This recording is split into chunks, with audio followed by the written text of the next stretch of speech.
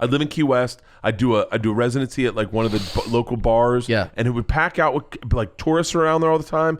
Pack it out, open air, sunlight kills corona. That's my thing. And then how great would it be? You wake up around noon, right? Go out in the boat. Is your family with you? Did they come? I did not bring them in this scenario. 100%. Cheers. Would you say that you're eloquent? Yeah. I am very eloquent. Yeah. I'm very eloquent. I don't know. Say the word VUNERABLE. VUN.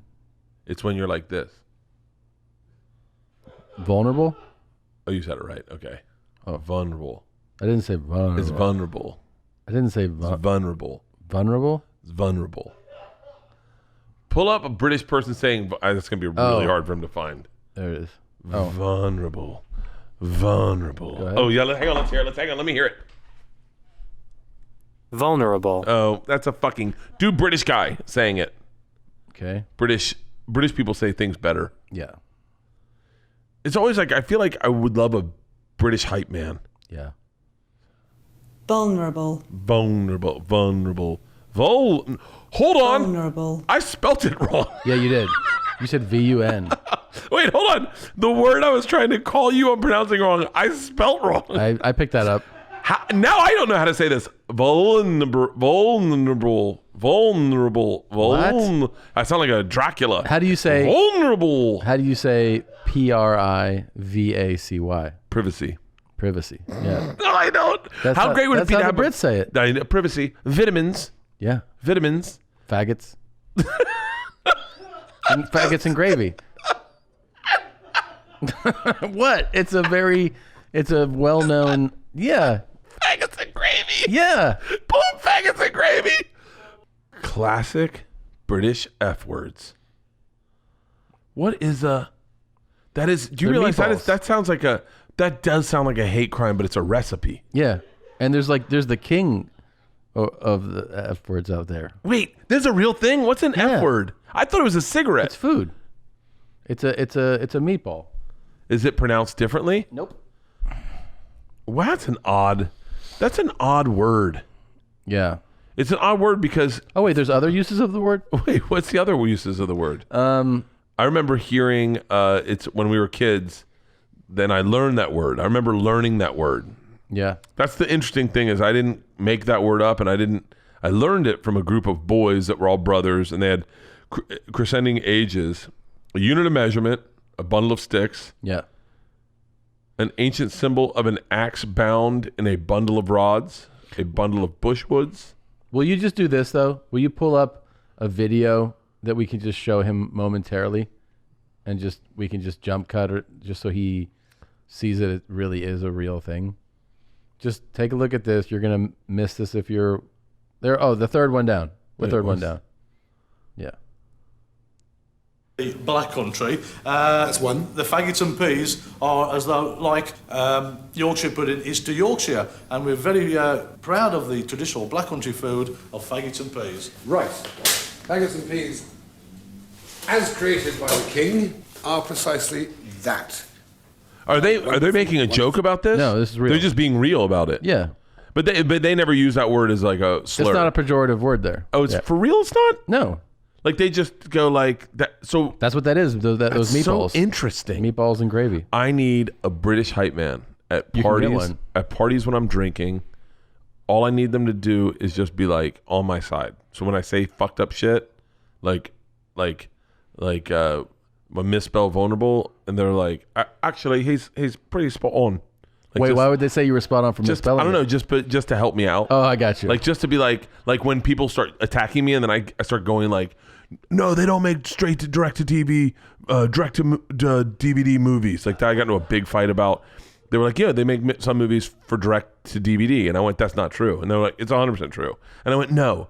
Who makes a movie to fail? And they're like, it's not a failure. It's a way they market. Right. Like that's one of the things. And I got into a real fight. Who'd you get in the fight with? Oh, just about everyone in the room. Where? Including my wife, By the way, they're all right. You're wrong. No, I know. Oh, I know that now. Yeah. But I wouldn't have minded one British guy to be on my side and be like, actually, mate's got a point right here. All right.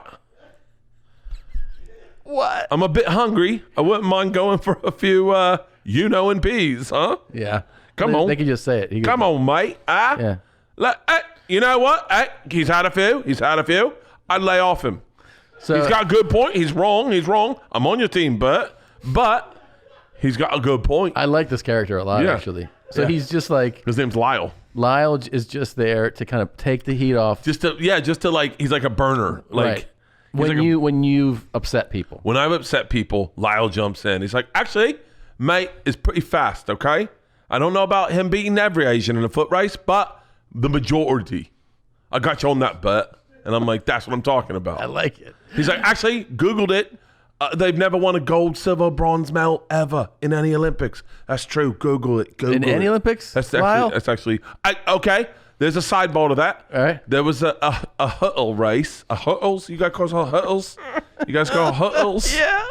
And everyone tripped and a Korean dude won. Well, that's real. Chinese dude. Chinese bloke. He won. That's real. Wait, was he Korean or Chinese? Lyle? Chinese bloke. Ask. By the way, now I'm turning into my real character. Jimmy O Yang knows the bloke. Champion hero. Yeah. That's really interesting. I sound like Ricky Gervais now, don't I? Nope. You think we could get Ricky Gervais on the phone one day? I think it's possible. I'd like that. I like his giggle. He's got a great giggle. Yeah, he would be a great guy. I to think have. he'd love you because you remind him of Carl Pilkington. He does love me. Yeah. He loves me. Yeah. Seinfeld hates me. He loves me. Wait, why does Seinfeld hate you? I think we were. Seinfeld knows who you are. No, he doesn't. Found out that he knows who you are. How do you know? Because I spoke to somebody who is really good friends with him, and I don't want to say on the air, but a really good friend. Is it? You don't know. You Is don't know. it- I promise you don't know him. Hold on. Let me guess. Okay. Kramer? Yeah, I was talking to Putty? Kramer. Was it Putty? No, You know the thinking about rebooting Seinfeld? I've heard that's a bad idea.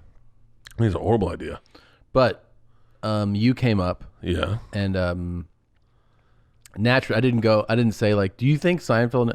The guy goes, yeah, I was talking to Seinfeld. He goes, are you doing the drive-in thing too? And I go, no. And he goes, oh yeah, because I was talking to Seinfeld about how Bert's doing it. And I was like, really? Oh, you got to tell me this guy's name now. Yeah, I will. Give me a hint. Like, what's like a feature on his body that I had noticed first? Oh, by the way, I saw it in your eyes, and you know one. I don't think you know him. For real? I don't think you know him. Is he an agent? No. Is he a comedian? No. No. That was an interesting pause. Oh, I like this game. Now I might have to pull Lyle out. All right, tell me more about this bloke. I got this, Bert. All right, Lyle. Well, this bloke was saying that that's how the drive-in thing came to Jerry's attention, was you doing it. Oh, we like that, don't we, Bert? By the way, I just lost the accent. And he said, and he referred to you as the shirtless guy. Yeah, of course. Or the guy that is an amazing fucking comedian. He said both. He better. Yeah. Fucking, my biggest fear is that guys like Seinfeld. You fucking said that about yourself. What? In an interview that I read. What did I say? You said, but I'm a fucking fantastic comedian. I'm a fucking fantastic comedian. I am a legit awesome comedian. I'm not debating it. It's Look, just I funny think that you said it. Oh yeah. Oh fuck yeah. Well, because you know what it is I get written It's the guy. off. No, it's the fucking guy who was like, I can call the coin toss. I can call 5 in a row. I'm serious. Yeah. Because what'll happen is someone's either going to agree with you or they're not. Yeah. Who gives a fuck? By the way, you know what it is that I get written off because I take my shirt off. Yeah. And then I go like, I think people think I don't write jokes. Right. Like I know that I want to say that at one point I think Rogan. You probably surprise a lot of people. Oh, I think I surprised a lot of people because I think people are like, wait, he writes these in a book? Like he thinks of them before he goes up? I think I did an interview this morning on radio and they're like, so we want to come to I keep forgetting to promote the fucking Hot Summer Nights tour. I'm on the road right fucking now. Yeah. I think the shows might have been over. Well, fuck. Anyway, but the guy said, so do I go to the early show or the late show? The guy on radio. And I said, well, it doesn't matter. They're both the same. He's like, well, which one are you going to be more fucked up at? And I was like, neither. And he was like, so no, like, what's the difference? Like, do you like prepare material? And I was like, yeah, like an hour of it. And he was like, no, well, and more than just the machine, like all the stuff. It's like off the top of your dome, right? And I went, no, I don't go into a drive-in and just make everything up on the spot. And he was like, you write this stuff? And I was like, yeah, I think because I take my shirt off, people go, oh, wait, so you write it like Seinfeld writes his, but you write yours? And I'm like, it's the same fucking job. Like that's what, and so I've found myself defending the fact that I also do comedy. Yeah. Like where people are like, you're like anyone that knows us knows that I am a fucking weird person. And I think I live in the fucking bizarreness of whatever I do find acceptable. But I also do comedy also. Like this podcast is a weird, because I find things that I would never have thought about talking on stage about in this podcast. And then I go, fuck, I should have saved that for a bit. Really? Oh yeah. Like what? Like, I told a bit one time on here that was so quick and I wanted to use it, but everyone had already heard it about shitting in front of a Japanese guy. You've done that. You didn't do that on stage? No, I did it here about getting the baby's dick hard or getting the... Yeah, but you didn't say his name. No, but about, hey, I got some advice for you. I want to share. Dude, that was the funniest. Yeah, but I'd never done it on stage. You can do it on stage. Yeah, but I do it now and everyone's like, I've seen that. More people have seen Two Bears, One Cave than come see me live. So like 1 million people have seen that, and then probably the majority of the people at my shows have seen Two Bears, One Cave, and they're like, oh, this is the guy that they know. I thought that the Japanese thing was a bit from the stage. No, I think it was just here. Because Really? I had to change it to do it in the special because I was like, That's what everyone I'm saying. So already you did knew it in a special. I know I changed it. What did you change it to? I took. Well, it's true. I was with Ari and I took a shit in a gender neutral bathroom in Madison, Wisconsin, and it made the woman in the stall next to me question her politics. Like it was such an aggressive shit. She had never shit next to a man. Like she was like all liberal walking in, and then she shit next to a man and was like, fuck these people. They fucking shit in their own bathroom. Yeah. And so I told Ari when I walked out, and I was like, I'm gonna change that Japanese joke to that. Yeah, you said that you shit in Japan. It's a true story. By the way, it's happened twice to me. It happened once in Denver, Colorado. I'm going to call my friend. This is a 100% true story. And it happened first in Japan. And then I took a shit in Japan that was so bad the guy in the stall next to me threw up. And we were in Japan and I thought he was talking to me, right? That was the joke. I was like, I have no toilet paper. I don't know what you're saying. I don't speak the language. That's a little aggressive. It was acceptable a few weeks ago. This one is 100% verifiable because it was just me and the Japanese guy in Japan. I'm going to call the woman that was producing the show that we were shooting, and we were in a pizza parlor, and I shit, and the guy in the stall next to me threw up, and my crew was in there, and they heard the guy throw up, and they had to go out of the bathroom, and she was like, you took a shit and everyone threw up? Hey, Stace, I'm doing a podcast with Tom Segura. Listen, do you remember when we were shooting It's 5 O'Clock Somewhere? Yes. Do you remember when I took a shit in that pizza parlor and the guy in the stall next to me threw up?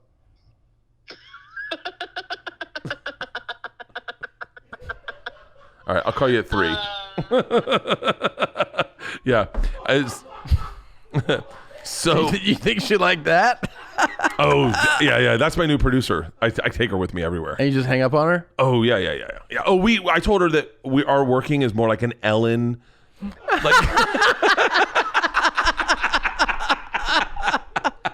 You straight up were like, I'll call you later, Bob. Hang up. Man. Oh, can you pull up the Leanne clip? What's the Leanne clip? This is so great. This is so funny. Look at your wife here. I think this is me on the phone, right? Yeah. I love her mouth. I don't know if you knew about how he began with barehanded wiping a few weeks ago. That's what I was going to tell you What? about. Oh. No, So- no. Yeah, it was on the road. He was in a public place and they didn't have paper, and he said he gave it a shot and there was nothing on his finger. So then he tried it again a few weeks later, and there was a lot on his finger. Are you trying to get me to divorce my husband? She's not going anywhere. She's got nowhere to go. She's like a officer and a gentleman just doing push-ups in the mud. Yeah. She seemed a little horrified to find that out. Have you done it again since? I haven't done it since. I haven't needed to because I've been home. Yeah. And then we got the. But you're about to hit the road, or you're on the road now. Yeah. I'm on the road right now. I wouldn't be surprised if I was doing it in Wichita, Kansas, or Kansas City, Missouri, Yep. or maybe one of the many cities I'm hitting. Yeah. On this Columbus, Ohio 2 shows. Wiping your hands. Yeah. Wiping your ass barehanded. You haven't done it yet? I haven't done it yet. I did wipe my son's ass this morning and got some shit on my finger. So that was fun. So shit on your finger, what do? First thing you do you wipe it off or do you smell it? Not your son's shit, your shit. Oh, no, I wipe it off. Oh, for real? You don't smell it first? Like a clump of shit is on your hand, you're like, Like, that's what you do? That's what you said this one time to me, and I have a problem with this, and I wish Lyle was here to defend me. Yeah. Because can we please get submissions from British people? Let him speak for a second. Yeah. I need a British person to give us sound bites that defend me when I'm out of my fucking mind, and then just get a really posh sounding British person to give me, I want like 10 ones, send them to Nadav. Yeah, wait, so what's the Two Bears address here? Two Bears, the number 2, the word bears, the number 1, the word cave at gmail.com. The subject line should say British accents. Yeah.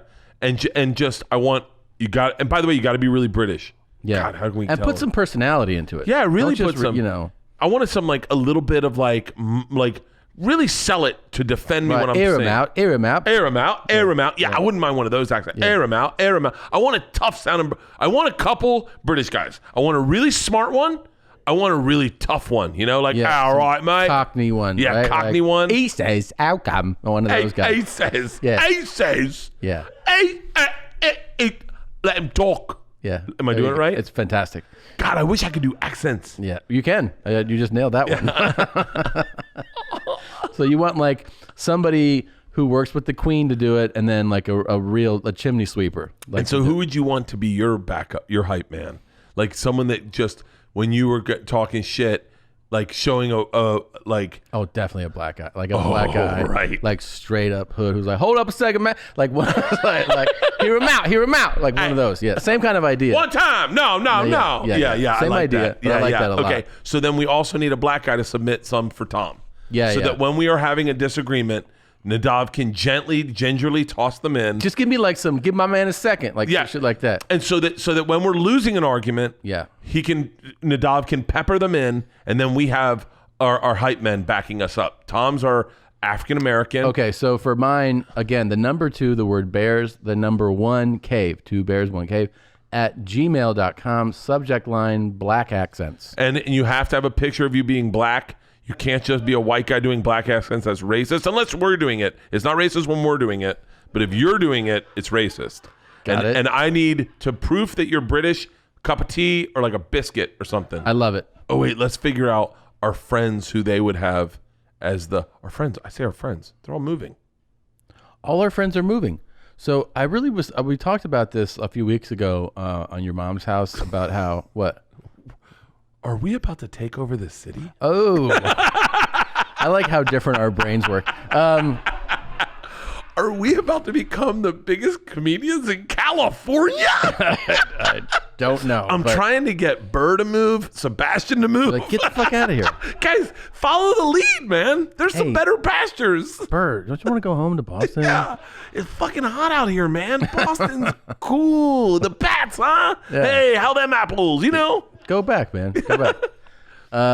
Yeah, I mean, there's so many who like, I don't know. It's just what it is it feels like a real shift because it's what I mean, you know, everything's different because of COVID, but our social life has like this, you know, this way about it that has been this way, and then this is like throwing a big wrench into it, right? Like Rogan leaving, Diaz leaving. I know I said that without people saying it, but I've confirmed 2 other people leaving, and I know 3 other people on top of that are considering leaving. I know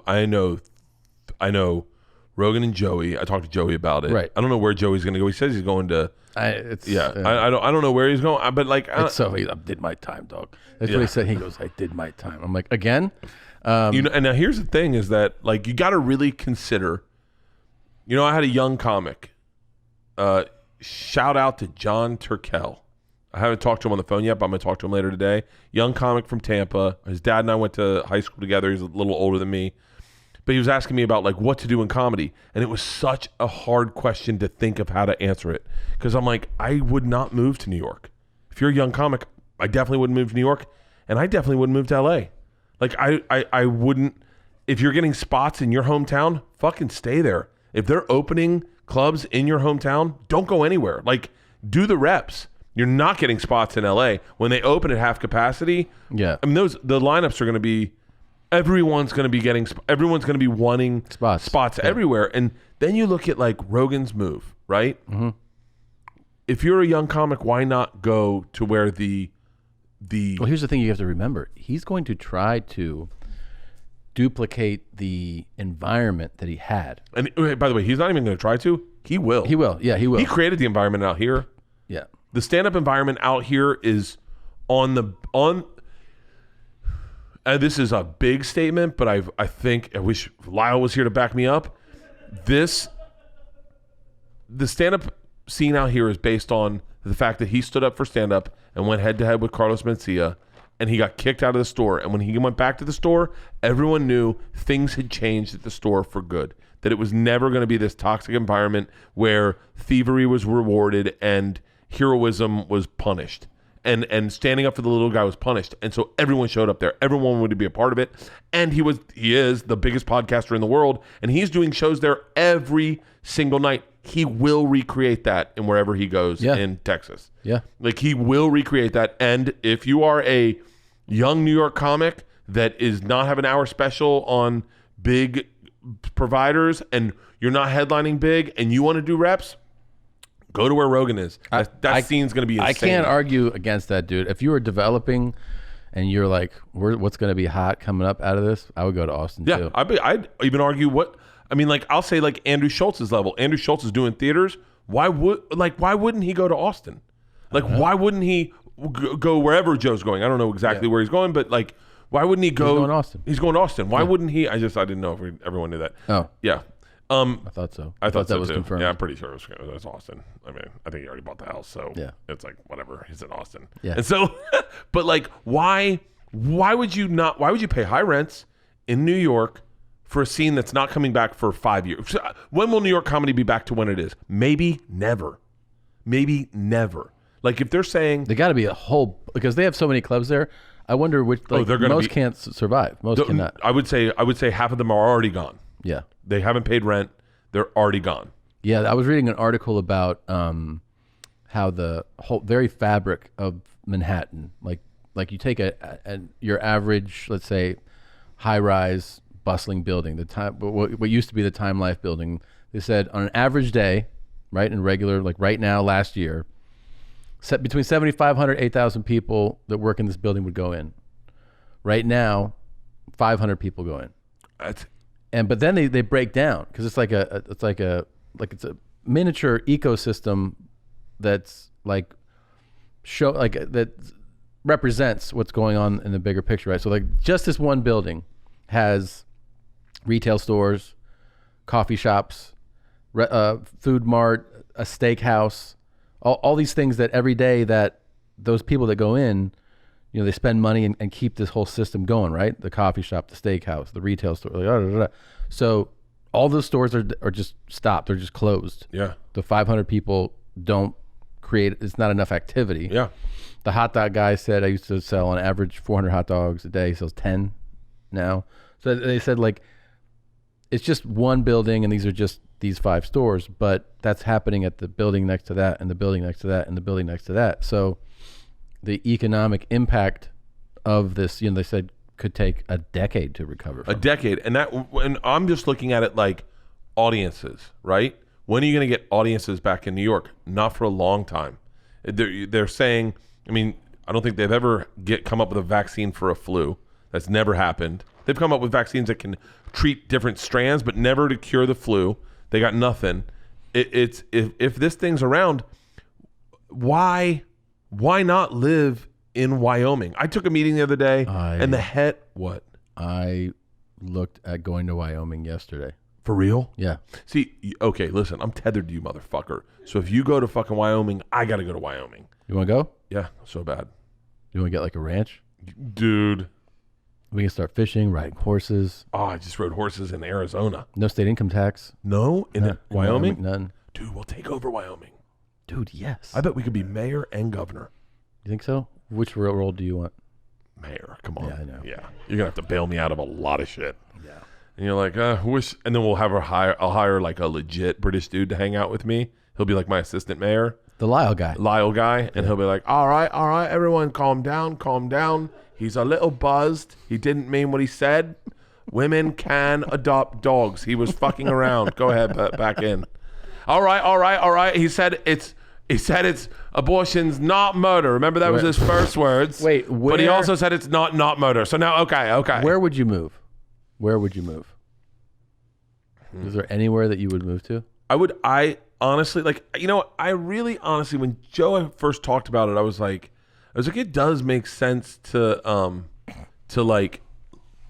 it does make sense, but I'm also a fucking grown up with 2 kids in high school. Like, I'm not I'm not some guy who's just got disposable income and is like going like, fuck it, I have no tether to this city. Like, right. I talked to one of the dudes who I know is moving. I won't say his name, but I know is moving. And he was like, what do you think? Is it look bad if I go to where Joe's going? I go, no, not at all. Not at all. Because when Joe shows up, he will create a fucking massive comedy scene that everyone will benefit from, because people will know, guys, comedy's in town. Like, this is, it's like Chappelle. Chappelle is basically runs Ohio. Like, he knows the reason the Dayton Funny Bone's big and still sells tickets is because Dave Chappelle lives like an hour, like 30 minutes away, and rides his motorcycle over there because there's a Mexican bar he likes. Pop in. Yeah, he might pop in. So people show up all the time because you never know if Dave Chappelle's going to show up. Right now, he's in Yellow Springs doing shows in a field, and he's flying Jon Stewart and Chris Rock in private jets, and they're doing FaceTime shows with Jim Carrey. It's like, it's a scene. That's it's invitation only. When Joe shows up, it's a fucking scene. And if you're a young comic, it's not a bad move. It's not a bad move. And don't think like... Well, let's go to... but entertain me with this. Where, if I was like, you got to leave LA. Okay. What are the 3 places that you would consider legitimately moving to? Like, you would actually move there and live there if you had to leave in 60 days. In 60 days? Yeah. I'm not sure Texas is top 5. Okay. Only because I like Austin, but I don't like the keep Austin weird shit. Like, I never really understand hipsters that don't live in New York or LA. Mm-hmm. Like, I always go like Portland's always made me scratch my head. I'm like, really? Yeah. Like, I don't understand like hipsters. Like, I'm like, it always blows me away when you go to Madison and you see like the girl with the bangs cut to here and the Betty. Just because she lives there? Yeah. I go, why didn't you just move to New York? Like, what are you doing here? Like, this is like for families and stuff. Yeah. Like, I get there's a cool scene maybe, but like these guys, like, like I never really get How much that. do those guys hate you? Oh, a ton. I think so too. Oh, I think they hate me, but I think they hate you more. I am everything they despise without meeting me. Without meeting you. Without meeting me. We did a bike race in Portland, and it was with like anarchists. It's all Antifa kids now, I'm sure. Yeah. And so we got on like a hippy dippy bus, and it was interesting because I'm not to shit on any of these kids. They were all very, very sweet, but like they were all against cameras. Like the idea that we were sellouts because we were working for Travel Channel. But anytime a camera showed up, they acted the weirdest they could. And I was like, well, you're definitely playing it up for the camera. And then we did a little miniature bike race down the hill, and it was fun as shit. You got going really fast. They bombed this hill on like mini bikes, like really tiny, like kids' bikes. We were hauling fucking ass. And this one girl wiped out and took out this black dude, and the black dude knocked his tooth out. And he was hurt, and she was hurt. And it happened right in front of me, and I popped up, and I went to help her up, and I went, honey, are you okay? And she went, did you just call me honey? And I went, oh my God, like she's got blood coming off her. And all I'm thinking is, are you hurt? Because I picked up my little kids and said, honey, are you okay? Yeah. And I'm thinking of that. And then another dude got in my face. He goes, what fucking year is it, bro? Are you serious right now? I'm being dead serious. What fucking year is it? Did you just call her honey? Yo, dude, get woke. And I'm like, okay. This is in Portland? This is in Portland. And I went, cool.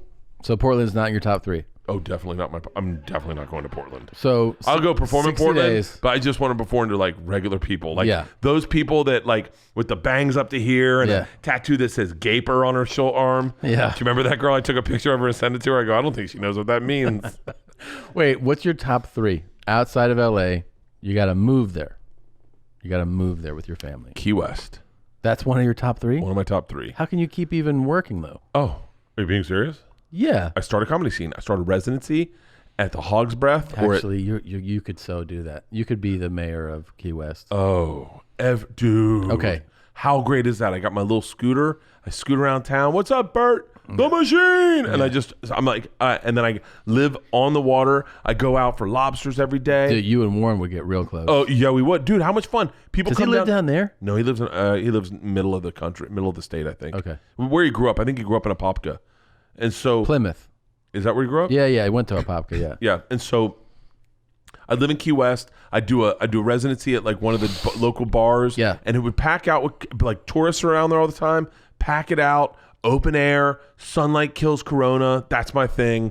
And then I just, how great would it be? You wake up around noon, right? Go out in the boat. Is your family with you?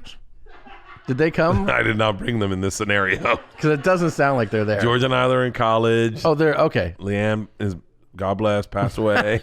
And so So what's the new wife like? You have a girlfriend? oh, there's no wife, Tom. There's We girlfriend. are slaying pussy. Okay. It is. I am hammering perimenopausal bitches. Yeah. On the reg. I bet you got a bunch of drunk broads down there that Oh. they see you the next day and they're like, do I know you? And you're like, yeah, we fucked all night. Yeah. Raw dogging 52-year-olds. Raw dogging it. I'm like, herpes, I'll take it. I don't care. Yeah. I'm on my way out. In your 50s, you got to get No it. more cardiologist, just taking the blood pressure medicine I'm on right now. Right? Yeah. Grow my hair out, thinning hair ponytail. Oh, that's the best Yeah. look.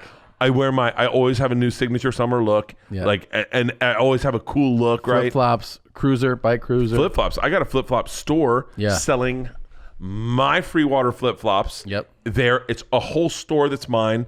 I got like my merch store. I do my podcast out of my store. So you can come in. It's like an old school like radio station. Yeah. And so you can see me doing the podcast. I got some celebrity guests in. Hulk Hogan shows up. He's like, hey, what's up, machine? I'm like, how you doing, Hulkster? Yeah. And that would be the best. I live in Key West. That's one of the places. Okay. Number 2? Number 2, I would like to live. Does it have to be in this country? I think it helps Okay. because it's more believable, but by all means, leave the country if you want. No. I'm gonna take. I think somewhere in Colorado. Aspen. Ooh, I want to go small town. Like I want to go small town, small big town. You know? Yeah. Like take a small big town and just look at that. Oh yeah. I just want everyone to know me. I want to be like the local legend guy. Yeah. And then I do stand up and like celebrity stand ups come in. Like Sebastian's like in there with his family. I go, dude, come hit my mic. And he's like, you got a mic here? And I'm like, and I go, hey, come on, Sebastian. And then he comes in and he's like, this is a great thing you made for yourself. Yeah. Hey, I got a good thing going, eh? And I'm like, yeah, I know. And then he's like, Seinfeld's coming in next week. And I'm like, hey, have him come by. And then next week he's like, hey, I like your plays. I feel like they were both here. I know. It's like they were right in the room. And so And then 3rd, I got Aspen. you got Key West, Aspen. And I think, here we go, Okay. New Orleans. Really? Yeah. Well, that's a good one. I would live. I could see you being a New Orleans guy. Fuck yes. Yeah. By the way, these are all like when I say like riding into the sunset lifestyles. Like I'm done with health and fitness.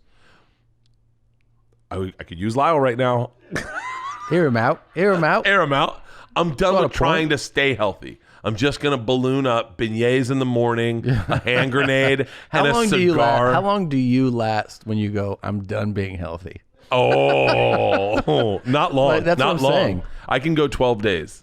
You think you'll die in 12 days? I think 12 days is a real close run. 12 days. After you've thrown in the towel? After when I go on tour for more than 12 days, it is dangerous. I wonder how fast I could get to 300. Like, I feel like my I could God. do it. I wish we could do this as a contest and not and die. not die. Yeah. Because I could get to 300 so quickly. I ate Nothing Do you want, yesterday. because of COVID, do you want to just do it in October? Just see how badly we can end the month? I think for Sober October, we all get COVID together. We have a COVID party where we spit in each other's mouths. And just eat the whole fucking month and lay around. Oh, I could do that. You think you can put on 40 pounds in a month? Yeah. I bet I could put on 40 pounds in a week. I bet I could. You want to try it? No, because I can't get rid of it ever. You can. I cannot get rid of it. You Dude, can do it. I got up. This is this. Would yesterday. Leanne get mad if you did this challenge? Yeah, she's already like, because she's lost all this weight, she just says stuff really passive aggressively. Do you know the thing about losing weight, Bert? I'm like, don't do this. You just lost weight once. No. She'll be like, you need to do drop squad with us. And I'm like, Do what? drop squad. It's what she calls her workout team. Oh. Drop squad. Because they dropped weight. Drop squad. Oh, God. Yeah. That sounds like some real mom shit. No shit. And she's like, you know what you got to do? I would even ignore the weights. Just work with your body weight. I'm like, shut the fuck up. Like, I don't want to hear a word you're saying. You know what? Please call her. The problem with running is, watch this. Let's go. I'll go. I'm going to let you talk to her about my weight loss. Now, here's where you got to guide it. Like, what am I doing wrong that she's doing right? Yeah. Okay. I wonder if she's working out right now. Can you believe she played with our dogs an hour every morning? Yeah. Hey, it's your other babe. How you doing, Leanne? I'm good. Hey, we're talking because we're recording right now, and because Bert's about to hit the road again, we're talking about health and maintaining or weight loss, and wanted your insight on what could Bert be doing that he's not doing to further, his health. From her experience with Drop Squad. Okay, from your experience with Drop Squad. Eliminate pizza. Mm-hmm. It's not a food group. He has a lot of pizza. There's a lot of pizza. And the road, and probably going to be some extra slices in there. Yes, and definitely some McDonald's. Mm-hmm. Could eliminate that. Yeah. For sure. He could eat more green leafy vegetables. Uh-huh. And drink more water. And what about... That doesn't have Kool-Aid in it. Exactly. What about his running? He said, doesn't he run a substantial amount? He does run, but, he runs, and he's actually a really great athlete. He's in really good shape in, like, this one lane. Yeah. Right? In that kind of running lane. Uh-huh. So I think he did one day where he lifted weights, and he couldn't walk for, like, 4 days. Yeah. So that's a different lane, Yep. obviously, than And we running. should get into that. Yes, he should get into some, and stretching. The dude does not stretch, and he complains constantly about pain, and then he stretches, and the pain goes away, and then he forgets, and then Yeah. Well, this sounds very much like the Bert I know. Ask her how quick she thinks I could put on 40 Oh pounds. yeah, so one of the sponsors came up with this idea of like flipping Sober October on its head, and what do you feel like? How fast do you think Bert could gain 40 pounds? I don't want to be involved in that challenge at all. I will hard pass on that challenge because, I don't know how fast he can gain 40 pounds, probably pretty fast, but I veto that challenge. They're giving us $250,000 each. Yeah, I don't know. I don't know if it's worth it. Oh, really? To be honest with you. Did you think I could drop it off? You think he could drop it off? I think he could. I think Bert can do anything he puts his mind to. Yep. But that's the Then what's point. the problem? He's got to put his mind to it. Like So- Sober October every year. You Yeah. should see his pictures from Halloween last year. He looks so amazing. Yeah. And it's Nadav, because can you for pull that that up, month, please? Yeah, he went decided to to be really disciplined. healthy. Yeah, and be- Instagram. So he Instagram. can do it. He just doesn't want to do it all the time. Do you think he could put on 40 pounds in a week? In a week? Yeah. No, I don't think he can do it in a week. Yeah. He said he could. Well, once again, if he puts his mind to it, maybe. Hey, do you think you can really do that? Yeah. Really? I think so. I think I that. don't think. Would you or should you? Right. Should you do that? No, I should not do it because I won't take it off. I was... Exactly. And at a certain age, it gets harder and harder to take it off. So you got to kind of factor that in, too. We are not, spring chickens anymore. Exactly. Go down to October. Keep going. That's me skinny. Yeah. That's what I looked like when I met Leanne. So wait, are you going to take any of her advice? No. No. Don't say that out loud. I mean, I'm yes. saying it to you. Yeah. Well, he never takes my advice because he's always right about everything. So if I can't possibly be right about anything. Have you met Lyle? Asinine. Who's Lyle? Hello. Hold on a second, Leanne. Give him a chance. Hear him out.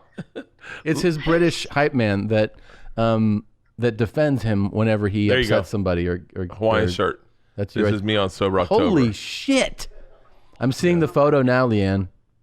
Okay. I'm seeing the photo that you talked about at the end of October last year. Yeah, of him and Sandy, and he's really lean. He's got on like a Hawaiian shirt. Yeah. It looks amazing. Yeah, the guy wasn't And he happy. did that in 1 month. Yeah, but Maintaining is the problem. Was he fun to be around though, Leanne? Yes.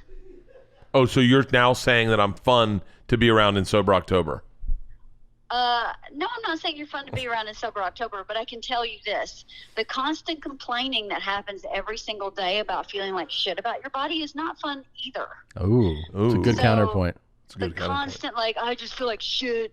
And then when I go, look at this shirt that I haven't fit in 13 years, and you go, great, that makes me feel like shit. It's also not fun. Yeah. Because I'm celebrating real successes, and you're only reflecting on how terrible you feel about yourself. I get I get 20% celebration, 80% self-deprecation. And that's not super fun. Shut up. So Yeah. it's fucking true. Is he laughing? Because he knows it's true. Yes. Yeah, he knows that's true.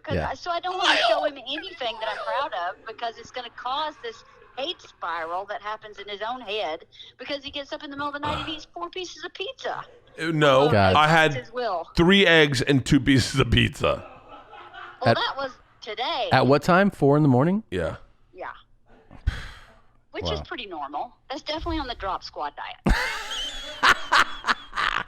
Well, I feel like this is a It was a real breakthrough. Yeah. I think if I just followed Leanne, I did great like 3 days in a row, and I lost a lot of weight, and then I fall off the rails, and then I go from like 237 to like 242 in a day, Yeah.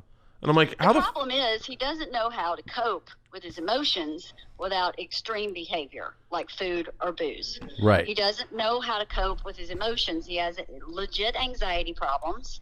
And instead of coping with that, I wonder where they're coming from. Hey, just shove stuff in his mouth. I think he's blaming you though for his inability to cope. Oh, he blames me for everything. Yeah. For every single thing. Hey, how do you It's my feel fault. about moving? Are you considering moving? Moving to the house we just bought? No, out of the city to maybe New Orleans or like Key West or something like that. No, we're not moving. Oh, okay. Because he was No. he was floating that idea. If we had to move one place, babe, where would you want to move? If we couldn't live in LA, where would you want to move? No idea. Like, give me a place. Think of it real quick. No clue. Gun to your head. No idea. Drop squad. No more drop squad. You can't do drop squad if you get an answer. Doesn't matter. Doesn't matter? Not moving. Okay. Florida?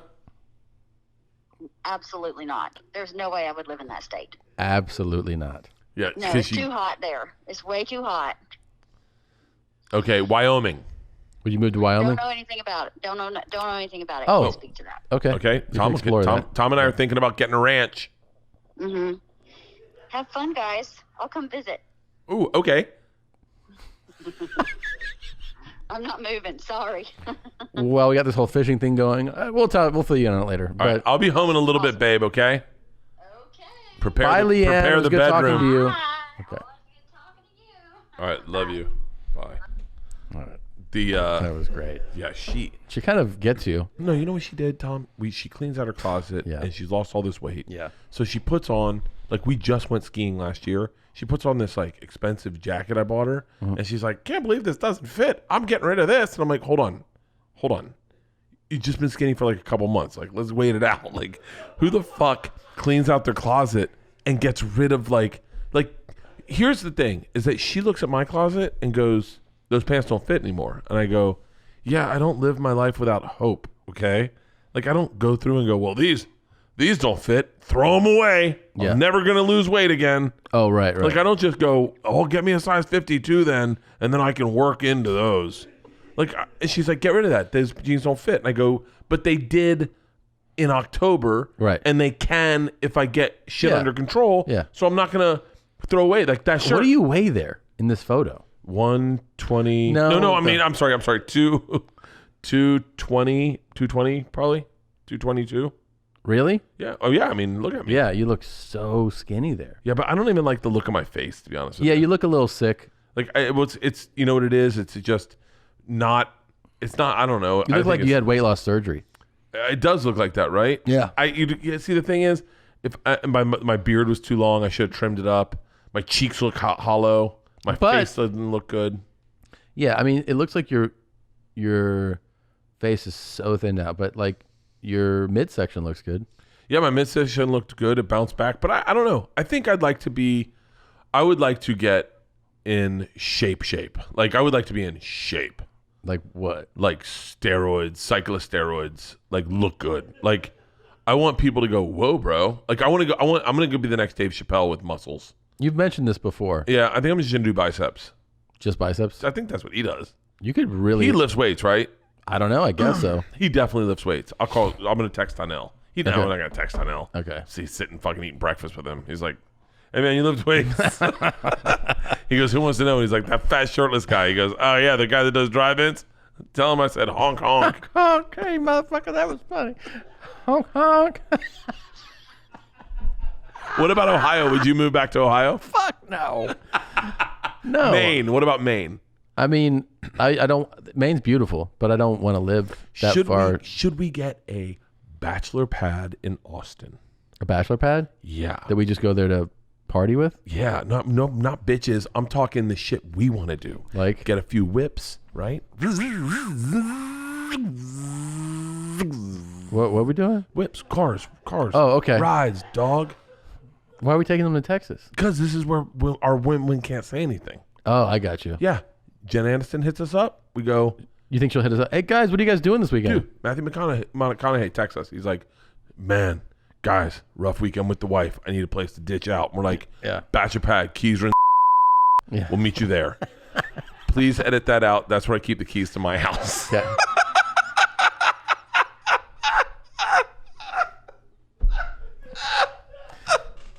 All right, 2020 has been the year of things happening that are completely out of your control, but there's one thing you can control, and that's shaving your bush around your bag and its other appendages.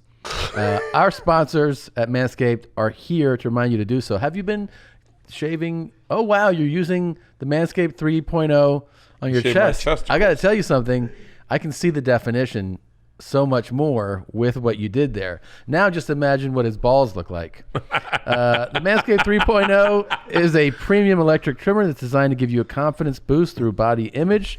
Waterproof, comes with an LED light so you can manscape in the shower, in the dark, or in a dark shower. Whatever you want to do. It's all there. Go to manscaped.com. Manscaped's in a dark shower. Go to manscaped.com/bears and check out some of these life-changing products. In fact, listeners of this show will get 20% off plus free shipping at manscaped.com/bears. That's 20% off with free shipping at manscaped.com/bears. It's time to grab 2020 by the horns by shaving that front trunk. This podcast is brought to you by DHM Detox. If you're someone that likes to enjoy alcohol like myself today, then this is the smartest, most responsible way to enjoy your booze. Whether you hate hangovers or just like to enjoy a few drinks like myself, DHM Detox is a must. Enjoy your drinks and forget about the next day nausea, brain fog, headache, anxiety. Their company is built on the words no days wasted. It's a misconception that dehydration is the reason you're hungover. Mostly it's the toxins built up in alcohol. Well, DHM Detox uses science to help boost your body's natural response to alcohol to break down those toxins. This has been used in Asia for centuries, and we know Asia did everything right. The plant is known as the tree of gods. They know home remedies. This is going to change your life. It's a blend of natural ingredients, antioxidants, and vitamins. Just take 2 capsules before your first drink, and if you're gonna have a hard night, grab another 2 capsules, pop them in, look, they come in a little packet, so you can grab a handful, take them out to the bar and pass them out to people and say, hey, maybe don't do that, but like to your friend, it's a key drinking to my drink. It's a key part of my drinking routine. DHM Detox is a risk-free purchase. So if you aren't satisfied after taking the product, they'll give you your money back on your first box. It's a no-brainer. You have nothing to lose and all to gain.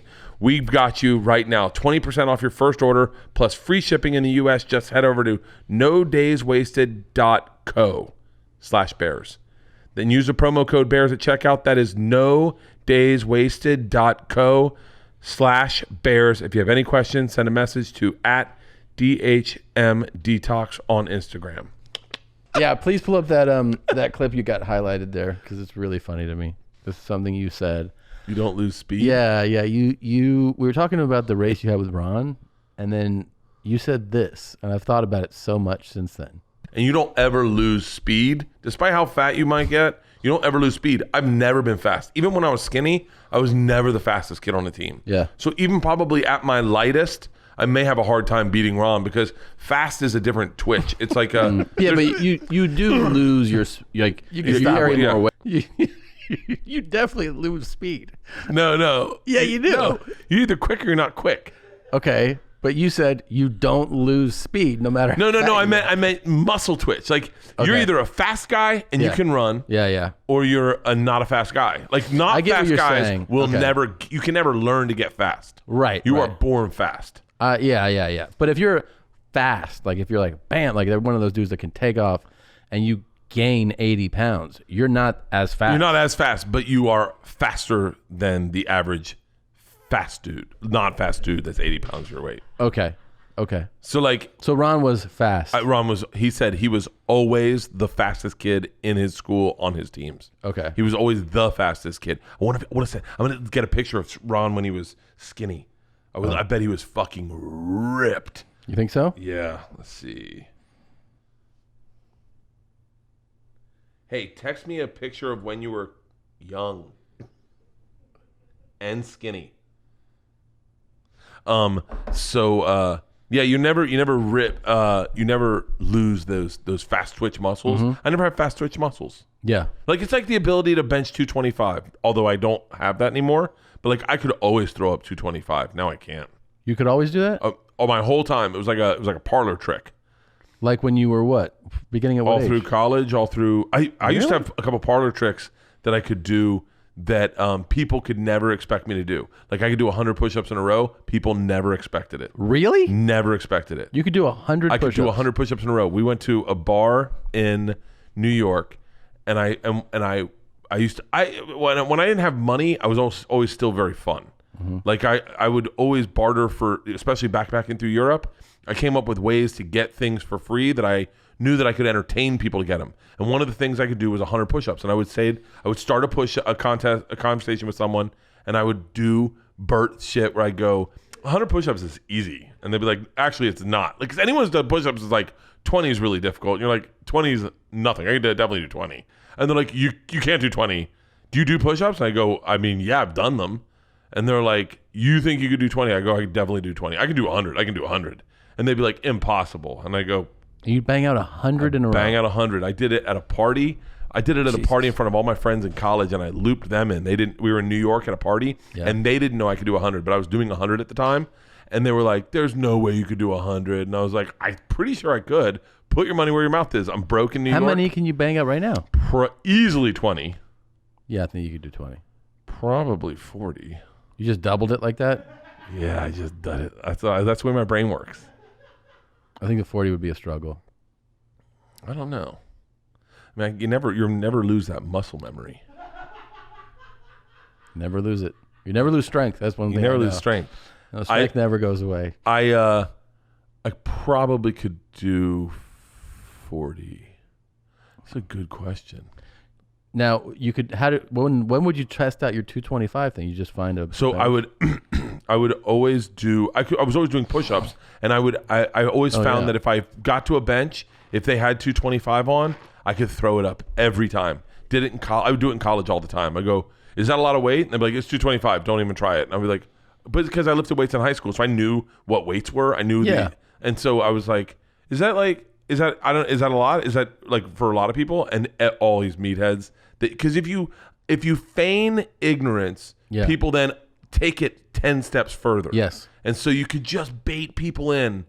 I used to do You're this. good at this. You do this a lot. Dude, I was so good. I used to do this thing when I first moved to New York. I bought a bag of weed, and I would say to people, I'm sure I told you this. I would say to people at the bars, I didn't have a place to stay. I was staying with this dude from the Canary Islands who was like 13 years older than me, and he didn't speak English. His name was Diego, I think, and it was a 1-bedroom, like a studio. And the first night we drank rum and pointed to a map about places we've been. We couldn't speak, and I was like, okay, I'm never staying here again. So I kept my bag there. I bought a bag of weed at Washington Square Park, and I went to a bar in the East Village, and it was an it's like an old trick. It's an old trick from college you could do anytime, is get a bag of weed, and you go, hang out with a bunch of people, meet a bunch of people, and you go, you guys smoke? And they're like, yeah. You go, hey, you guys want to, when the bar closed, you guys want to go get high? And they're like, fuck yeah. I go, I got weed. I go, my roommate's kind of a dick. He's from, by the way, he wasn't my roommate. He was like, dude, I was crashing on his floor. I go, he's from the Canary Islands. He doesn't speak English. He's got a job early in the morning. Can we go to your place? And they're like, yeah. So we go to their place, smoke a bowl, pass out. And they're like, hey, bro, wake up. And I just did not move. I hear them and just go, I'm not moving anywhere. And then they go, just let him pass out. He's cool. And then I pass out, So that's woke up. how you would crash there. Did it 2 nights in a row. Second night, right? I'm with this dude, Dan is his name. I think he's a record producer now. Did it with this dude, Dan, who is obsessed with Tool. And this is what we talked about. We smoked weed, and all he talked about was Tool and My So-Called Life. Mm-hmm. And he was obsessed with it. And he was like, and I passed out, and I could hear him trying to wake me up. And he was like, come on, bro. My roommate's kind of a dick. You can't spend the night here, man. I can't just have you like, fuck it. And he just sat, smoked cigarettes, hoping I'd wake up. And then he passed out, right? Goes into his And you're room. awake? I'm awake hearing it. Yeah. You're just like, I didn't have a place to stay. It was either that or a fucking park bench. Yeah. So I wake up the next morning. you just pretend to be passed out. I was pretty fucking high. And the next morning, his roommate comes out, and his roommate goes, Bert Kreischer? And I look up. It's a dude I went to high school with. I go, John. And he was like, dude, what the fuck are you doing here? I go, I got high with your roommate. And he was like, shut the fuck up. And then I told him, I said, I didn't have a place to stay. And they was like, stay on their couch. That's why I lived on their couch. For how long? Like a month. And then John moved out. Wait, how did we get here from benching 225? I have no idea. So wait, when did you lose the ability to do that? When we were at Rogan's, I thought I could throw it up easy. You did not. I did not. I think I hurt myself. When I get the new podcast studio, Yeah. I'm putting a weight room in. Oh, wait, the parlor tricks will come a flowing. Yeah. You know the one I used to do where I'd hold beers out like this. Yeah. But all I would do during all my favorite things were forearm raise, front row I raises. got one for you here. What's that? I wonder how many push-ups I could do right now. I wonder how many you could do too. Let's see this. Let me do 10, and I'll tell you exactly how many I can do. Really? Yeah, I'll do 10, and I'll tell you exactly how many to do. Another one of the parlor tricks I could do, this is one I used to do all through Europe, was I would say that because I'm American, I know more about the world than anyone else because we've conquered everywhere. And it would incense Australians. It would incense British people. It would incense... You would say this to just I would say this at a campfire. Yeah. Like we'd all be like at a hostel or whatever. Yeah. And I'd be like... And I remember it was so much fun because I would say it jokingly, Yeah. and I'm American, and they would understand it's a joke, but ultimately people would get upset. And I had memorized every world currency there was at the time. And I had simply the USA Today on the back page would have a list of world currencies and what they traded at, and I had memorized every world currency. And I would say... So you'd be like, oh, what was the currency? I go, guys, we run the world and we run the economy. It's called American Express. Do you guys have that there? And they're like, what? I go, do you have Britain Express? And they're like, hold on, no, you're missing the point. And I was like, guys, it's called the USA Today. Like, do you have one of those? Do they have a Britain Today? And they were like, and I go, I guarantee you, I go, what's the name of your currency? And they were like, you don't even know our currency? I go, I don't know where you're from. And they go, Britain. And I go, I guarantee you, I can come up with more currencies than you. Now, the trick was they'd come up with the first one. All right. They'd say one, and then I'd say one. And I would go through all the dollars first, right? Yeah. The Australian, I think it was like the Hong Kong dollar, the Australian dollar. Like I would go through all the dollars, Canadian dollar, and they go, you only know dollars. You only know dollars. And then I go, okay, how about the rand? I forget them now, but I knew all of them. I would go head to head with someone, and then I would challenge the whole campfire, knowing full well no one could beat me because I knew every single fucking one. Dude, it was so much fun. I think I would have been a good gambler. Yeah, I think you could also have like hosed people as like a parlor trick person, right? Like, yeah, you could have done that. You could have worked at the circus and. Dude, they had a parlor. You could be a con man now. They had a parlor trick that I to this day.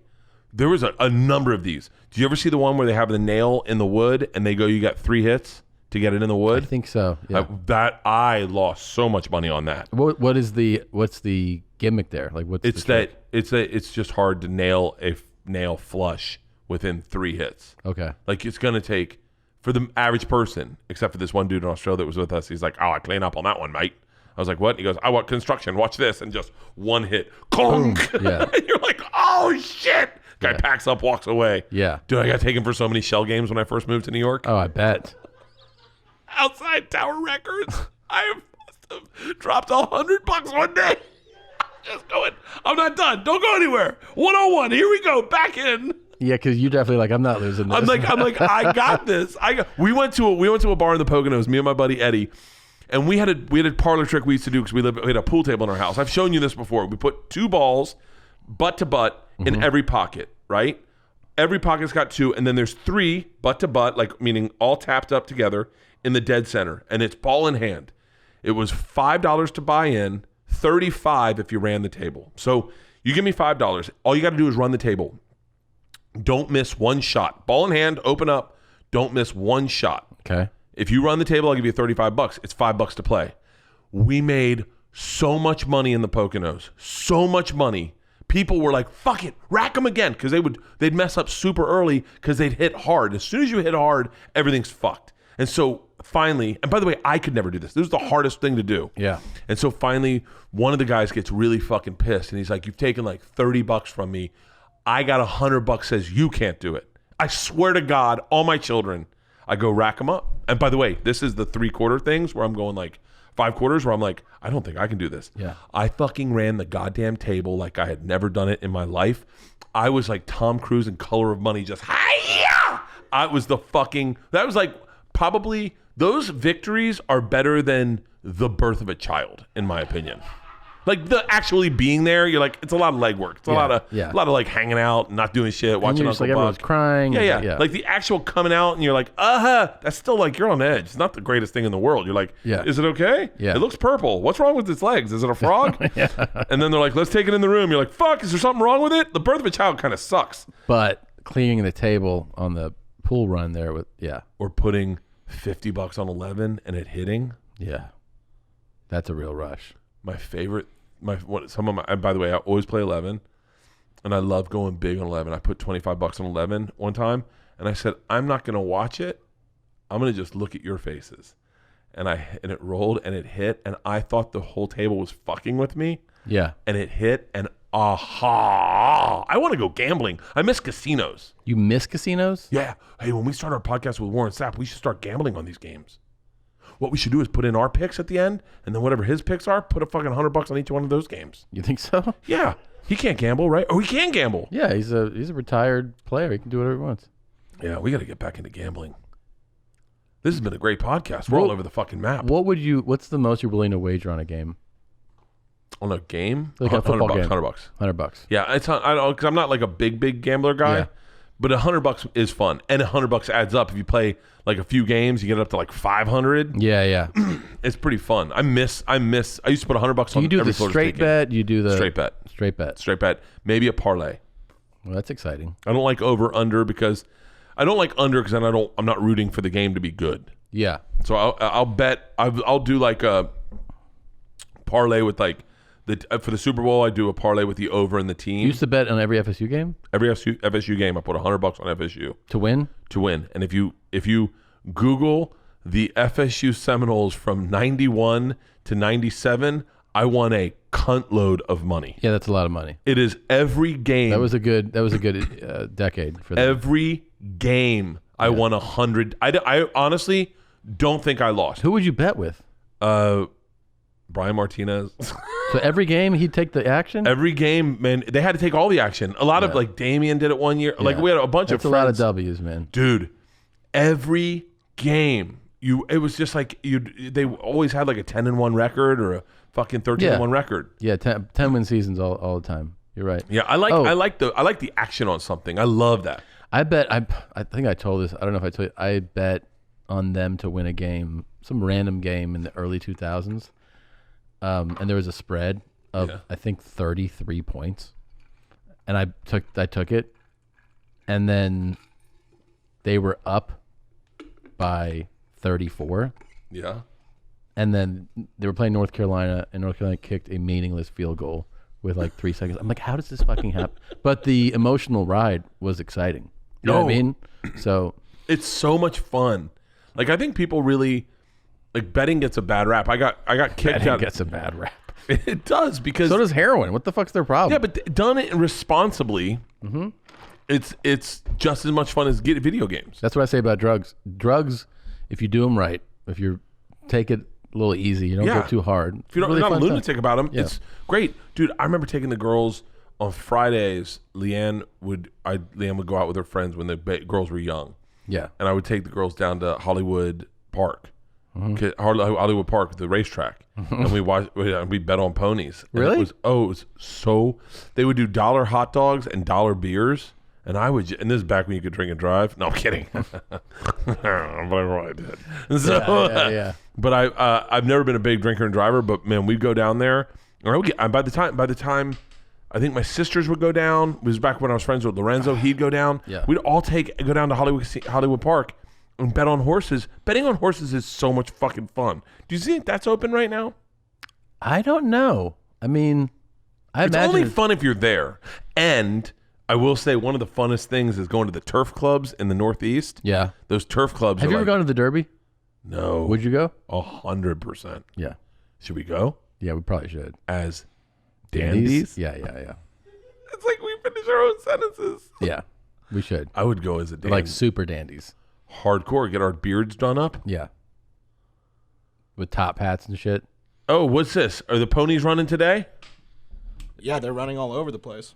I mean, you're talking to a degenerate gambler right now in the booth. You know that, right? Oh, for real? Oh, yeah. Nadav, do you gamble? Yeah, gambling's the best, dude. What do you gamble on? There's some blackjack, roulette's fun. Oh, you like cards? Any type of fight, I'm down with that. Stocks are pretty cool. Oh, okay. So let me tell you my problem with playing poker. Yeah. Is I only want bad beats. What do you mean? I don't care about winning the money. I only want to beat a guy who plays the game right. Oh, and right. fuck his head up. Right. Like, I only want those. Yeah. I don't know. I'm not good at poker at all. And I got invited to some poker games when I got out here. Yeah. And I just socially would show up and be like, I don't know what I'm doing to somebody. And they'd be like, oh, it's, just jump in. And I was the person who, the way I was playing and betting, you would see people be like, is this guy, is he good or stupid? And I was like, stupid, but I'm not going to tell you. And then they would see the cards you had and they'd be like, the fuck are you doing? Yeah. I don't know. I mean, I was not good at it. I went to right when I met Daniel Tosh, he was really into poker. Yeah. And we went and played at the Miami Improv in his hotel room. Just me, him, and his friend. We played Hold'em, and he beat me bad. Like it was like a bad. He had 3 of a kind, and I had 2 pair. And he was laughing so hard. He goes, "You had 2 of a kind." Like he got really into the win, right? Yeah. So the next, I get back to LA, and he hits me up like Monday, and he goes, "Hey, you know any poker tournaments?" And I was like, "Actually, we have a weekly game on Tuesday if you want to come." And he's like, "Fuck yeah!" He goes, "I'll pick you up." It was really it was an odd point in my life because we were so broke. We had just had Georgia, and Tosh came over to my house. We had just had Georgia. He was this is a different guy than maybe, I don't know who he is today. I haven't seen him forever, but he was like, a child was depressing to him. So he was like, "Can we just get out of here? I don't want to be around a child." Yeah. And I said to Leanne, I was like, "Hey, I need $100. And she was like, "I don't have it." And I was like, "Babe, just give it to me." She's like, "Honey, we don't have $100. I go, "Leanne, I get it. It's tough, but just give me the card and I'll get $100. And she goes, "We don't have $100. And Daniel Tosh goes, "I'll give you $100 if we can just leave this conversation right now." And I go, "Cool." And we left. He gave me $100. We pull up to a house and we get there and he goes, "Okay, we don't know each other. If I go in on something, don't go in on me. And if you go in on something, I won't go in on you. You ready?" And I went, "Yes." And Daniel Tosh won everything. He did? He won the whole fucking tournament. He loved gambling. When I opened for him, I don't know, man, 5 years ago or something. Yeah.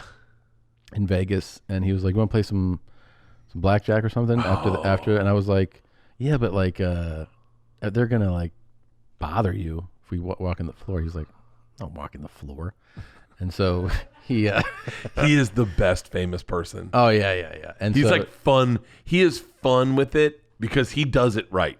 He does, and he had them. They were like, oh, we have a table for you guys, and they had a private table that they just had a dealer for him. Yeah. And he gave me like $100 or $200, and he was like, "This is yours to play with.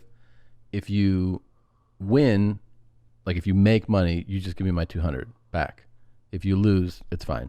And I was like, "Yeah, that seems totally reasonable." I fucking lost like fast, which I thought that was very nice. Oh, I do that to the guys when we go to casinos with our group. I give everyone $100 and go, "Hey, just enjoy it. Like have fun. If you don't," I remember doing that to a girl one time.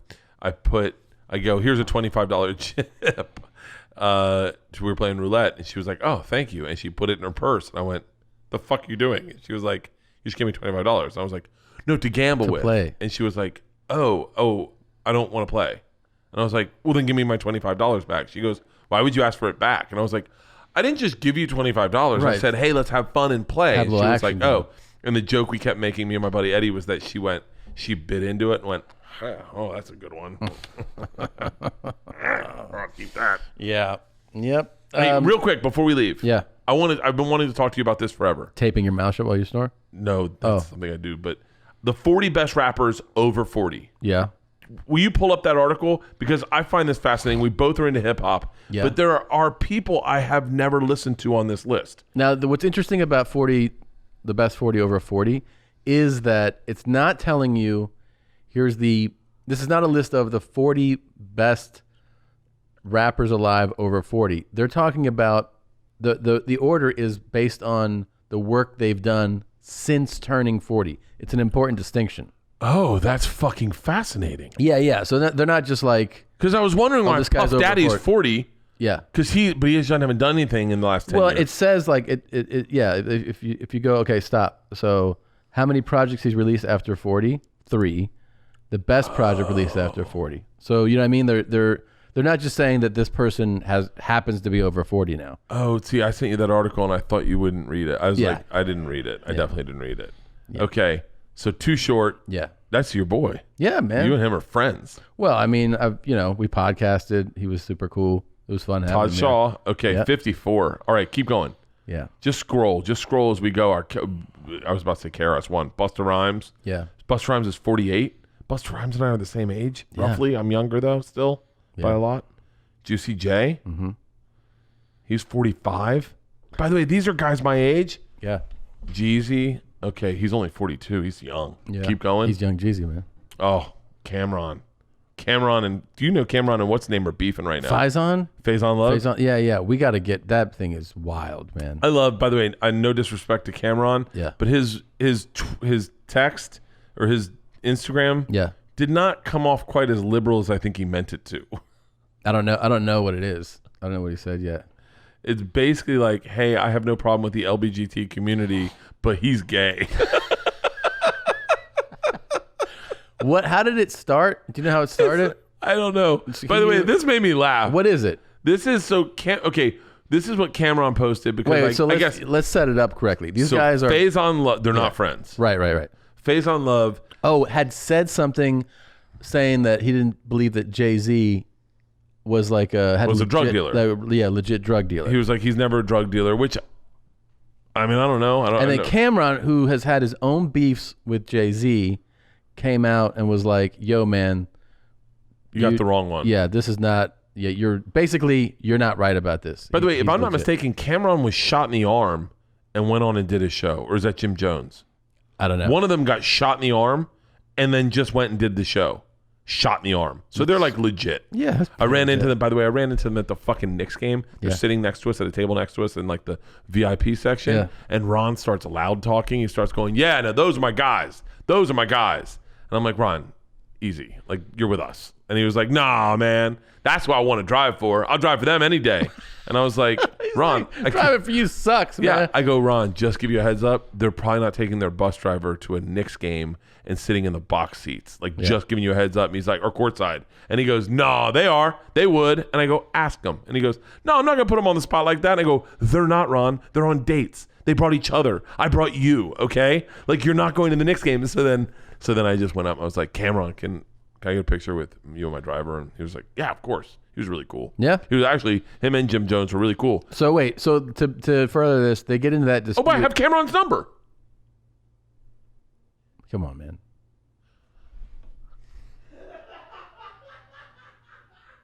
He gave you his number? I got Cam'Ron's number. Dude. Come on, man. Cam'Ron. Call. No, I can't. You have to. No way he's going to fucking remember me. So what? Let's see if he maybe answers.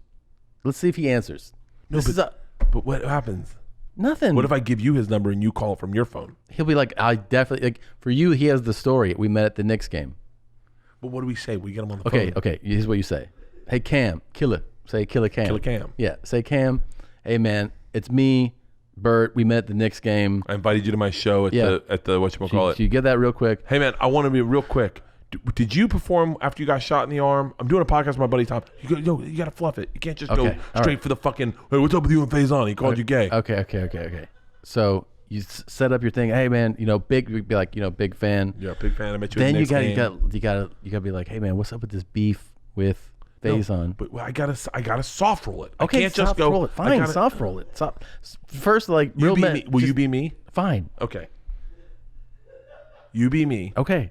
Okay. All right. Hold on. Don't be like. No, I won't. Don't be like, yo, what's up? And I'm not. I'm gonna be me. No. I'm gonna be me. If I need you, I'll go and you be me. All right.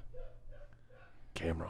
Hey, Cam'Ron, what's up? It's Bert. Hey, killer. Hey, killer Cam. Oh shit. Oh boy. Yeah. Real men wear pink. Go ahead. Go. No, I'm not gonna say that. He does. Oh, he does all the time. Yeah. I only saw him in a Knicks jersey. Okay. Go. Hey, Cam'Ron, what's up? It's Bert. Hey, Cam'Ron. Okay, hang on. Hey, Cam'Ron. Hang on. Okay, I'm nervous. I wish Jen Aniston was here. I'm dialing.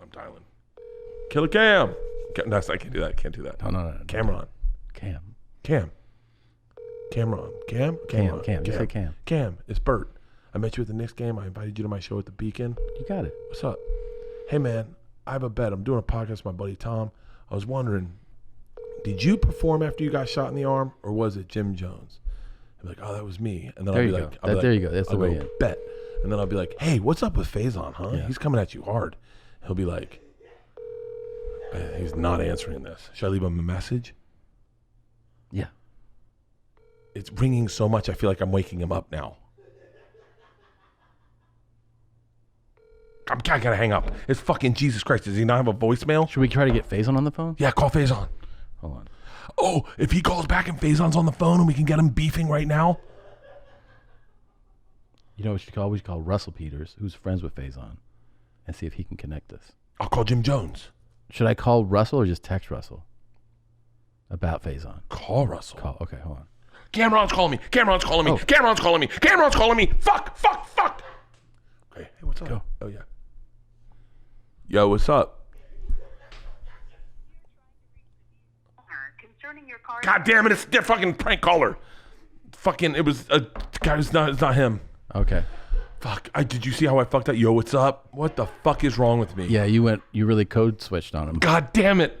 Thank God it wasn't him. If he was like, yo, what's up? You did an octave shift too. I was like, yo, what's up? Yo, what's up? Yo, what's up? God damn it. Wait, who do we know that knows Faizon besides, I should call Russell. What about Vince Vaughn knows him? You know Vince Vaughn? No. I don't know Vince Vaughn either. What? I don't know. I was just fucking panicking. John. Wait, what's in this video? I didn't get to see this. It's actually pretty It's pretty funny. Okay. So hang on one second. So Cam is calling out. If you read his caption, it's funny because I think he's trying to make sure that he's not being tone deaf, but it's right. fairly. Just saying. And so he posts this video that Faizon Love posted a long time, which I actually thought the video was funny. And this is Faizon's audition for Brokeback Mountain. Oh, okay. So I got you. Hi, this is Faizon Love, and I'd like to submit my I don't know what genre this is, but Empire / Brokeback Mountain type movies. Listen, if Jeff finds out I've been messing around with Greg, listen, I think we should take it slow. Scene. Yeah, that's funny. That's funny. Faizon's legitimately really funny. Dude. I made me laugh out loud. Yeah. But then Faizon had posted this picture at Cam'Ron, and this is what I think upset him is Cam'ron took a picture with that dude. And Yeah. I guess what did Faizon say about it? No, seriously, Cam. What were you saying, boy? Yeah. So, by the way, I Yeah.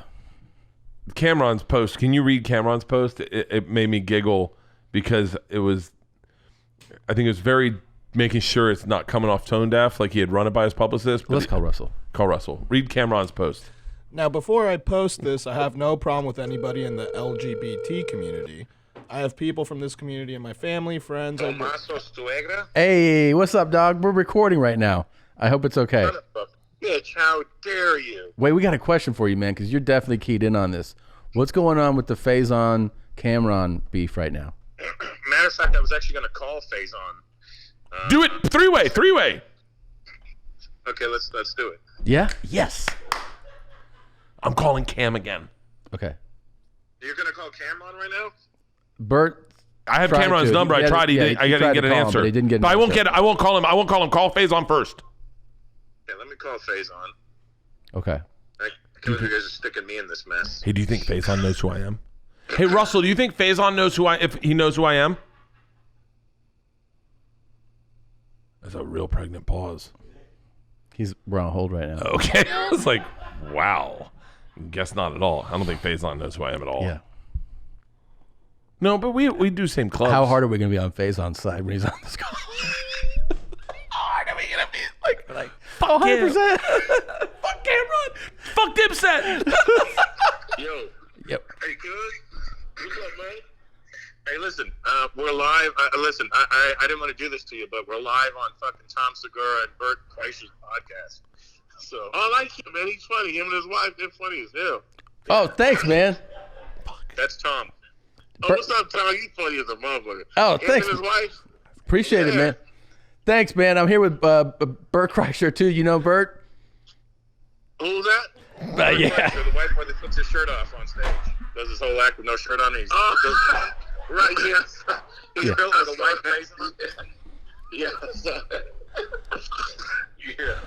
So they're asking me, calling Cam. Yeah, they're asking me about the camera thing. I go, I don't know. I haven't talked to him yet, so I'm gonna let y'all finish this. Yeah, man. We're into the story, and we just wanted to know, like, tell me watch this video. We watched the video, which we thought was hilarious that he tried to call you out on. But like, are you guys? Is this gonna escalate?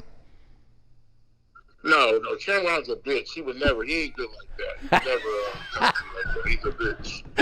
I mean, he definitely he won't. Yeah, he won't never go fist to cups because he's a track star. Yeah. Him and his girlfriend Jim Jones. I like to call Jim Jones hands on because every time I see him, somebody putting their hands on his. Oh shit! Fucking Faizon, you are the real deal. It'll never go that far because he's not that. He ain't good like that. Right. So as far as you're concerned, this is over. Yeah, I just woke up this morning and said that little ride because I was like, because he got his little pink crew. Faizon, you lost. I'm like, I know damn well I didn't lose that. I was gonna maybe he's coming up with some funny ass memes because it's like he's such a clown. And my whole point was I never thought Jay-Z so dope. I just thought he created that whole persona. And it's kind of fucked up because these kids think they gotta sell dope to be a dope rapper. I said no, because one of the best rappers out there to me is Drake. He's right. a nice kid and he's having fun with it. He's like, nothing about selling dope. He's like, hey, we started from the bottom, now we here. That shit is brilliant. Yeah. Yeah. Well, in all fairness, he did start at the top, and he's still there. Degrassi High. He started at a little shitty TV show, and then he started at the bottom. I see what you said. He started in the upper middle class, now he's there still. Yeah. But wait. Yeah, but that's what I get from him. I don't get that he sold cocaine for 50 years. If Jay-Z sold that much cocaine, like, why you stop? Right. Yeah. So wait, because never met a nigga successful at selling cocaine. Stop. do you think though that is definitely made up on his part? That's fabricated. That he definitely made up. Really? He's not built like that. He ain't built like that. If you ever met Jay-Z in a street with they slap the shit out of him. He ain't built like that. Yeah. Yeah. So and let me preface by saying this: he's a nice guy. Right. He's a nice guy. And I have no point. Every time I talk to him, he's been a nice guy. But I know for a fact, I know people from that life. You know what I'm saying? yeah, you're saying that. He ain't like that. You're saying that in all your interactions and having observed Jay-Z, that to you, this dude did not come from the drug dealing world.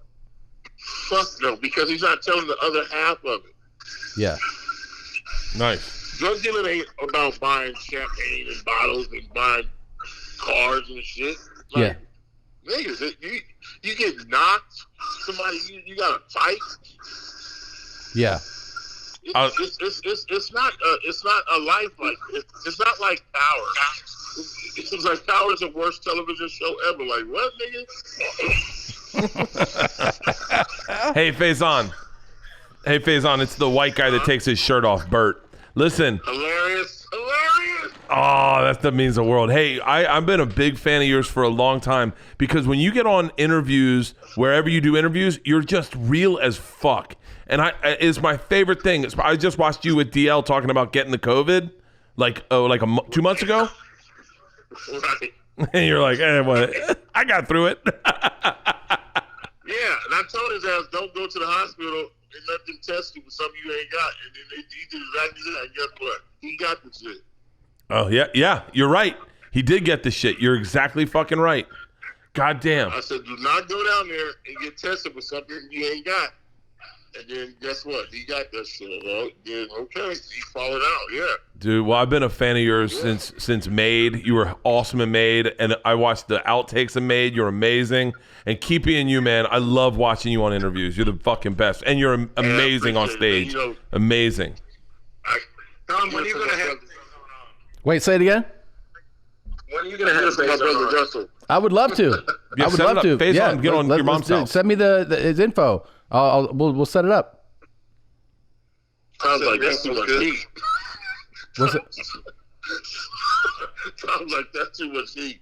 No, trust me. I'll talk about you guys. You and your wife, Christina, right? I can't say Yeah, Christina. Yeah. Yeah.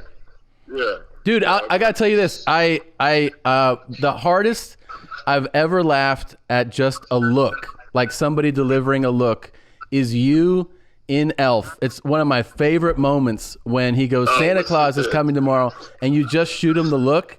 It's the fucking funniest thing ever, man. Yeah, man, that was great times, man. Dude, great it is like there it is right there. We're looking at it right now. That is the fucking funniest thing. You can't teach that, man. You're a brilliant comedic actor too. So appreciate you jumping on the phone. I appreciate it. Thank you. Let's podcast soon, man. Thanks, Russell, too, man. Appreciate it, brother. No problem, brother Russell. Hey, cuz, I'm gonna call you right. All right. What? I just awesome. Russell just called him. Yeah, that was awesome. I got to call him right back. We got to wrap this up. Let's wrap it up. Yeah. Should we wait for Cam? I mean, we've already picked our side. I thought it rang. What would you do right now if it was him? Let's do role play. You ready? Yeah. Okay. All right. He hits you. All right. Hey. Hello? Hey, Cam. Who's this? It's Bert Kreischer. I met you at Bert Kreischer. I met you at the Knicks game, and then I offer you to come to my Beacon show. White guy, comedian. Oh, you that Italian dude. Yeah, I'm the Italian dude. Yep. Hey, listen, I want to ask, what's going on with you and Faizon Love? Man. Yeah, I already agree. I don't like him at all. I love that he goes. I love that he goes, I'm here with Bert Kreischer, and he just goes, who? I had no idea who I was. That was great, dude. The shirtless white guy, and he goes, okay, I guess. That was funny as shit. Yeah, he's all right. great, man. He really is fucking funny as shit and made. Yeah. And I love.